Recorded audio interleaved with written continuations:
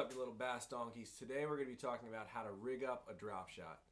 First, we need to get the right items. First piece of gear that we need is some light fluorocarbon line. Now, I primarily fish this on 6-pound test. You can go as heavy as 10, you can go as low as 2, but predominantly you're going to be fishing this on 6 to 8-pound fluorocarbon test.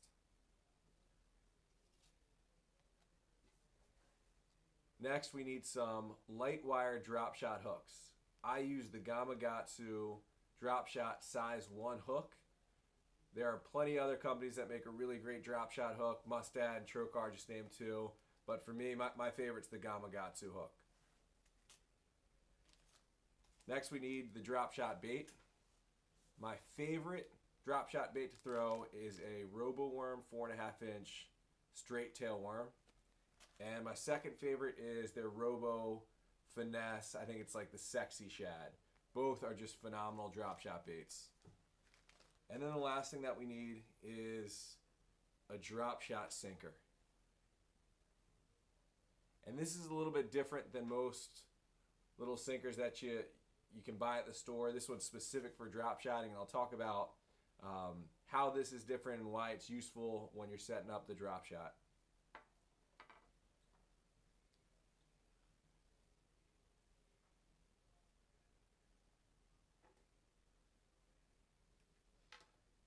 So when we're rigging up the drop shot, your first step is to take your fluorocarbon and go through the back of the hook. So you go through the back side of that eye, and that's really important, and I'll talk about why that's important in a minute. But just like you were doing a Palomar knot, you're going to take the tag end and go back through the front now. So you're going to be left with a little loop. And unlike your typical Palomar knot where you just tie this off right now, you're going to want to give yourself a little bit more slack. I'd say this is probably about 12 inches. And then you're going to go ahead and tie yourself a Palomar knot just like you would normally, but instead, again, with a little bit more slack.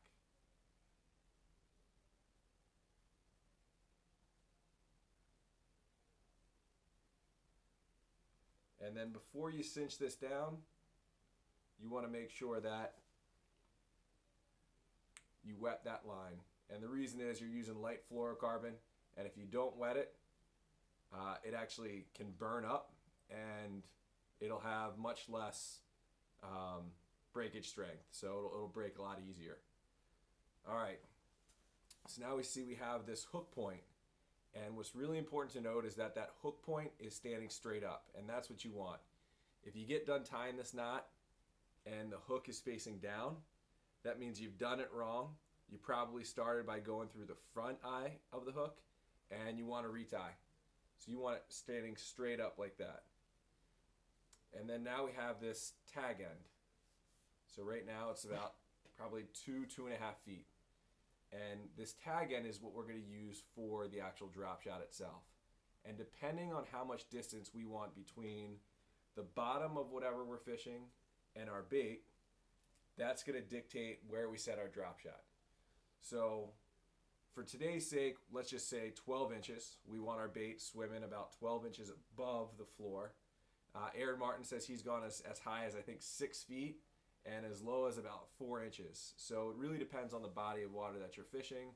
For me, most of the time I'm between about 8 and 16 inches. So next we're going to take our drop shot sinker, and you thread the tag end through the drop shot eyelet all the way up to where you want to be fishing. And what's cool about this drop shot sinker is instead of having to tie a knot each time, you just pull taut, and now that drop shot sinker's set in place.